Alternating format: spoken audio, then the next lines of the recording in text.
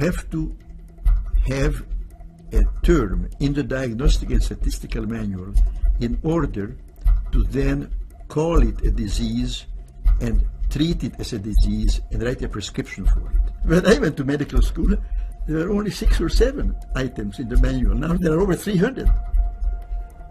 I mean, you mean to tell me that there have been 294 diseases discovered in the last 60 years?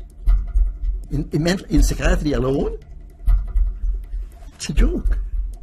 It's an epidemic of psychiatry that we are dealing with. We don't have an epidemic of mental illness, we have an epidemic of psychiatry. You eat too much, it's a disease, it's an addiction. You smoke too much, it's a disease. You are too unhappy, it's a disease. You're too thin, it's a disease. You're too fat, it's a disease. You have too little sex, it's a disease. You have too much sex, it's a disease. No free will, it's all chemicals. No self-discipline, no self-control. A chemical imbalance meshes very well with the idea that you give a drug which restores the balance.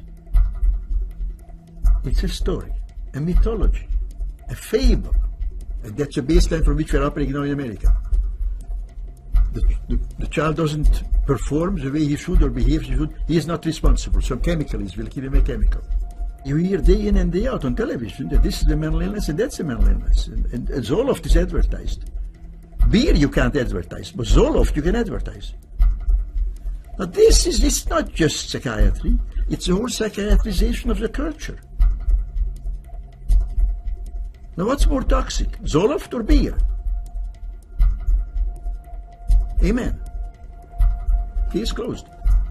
See, the internal contradiction in these very concepts is so total that they don't stand up to any scrutiny.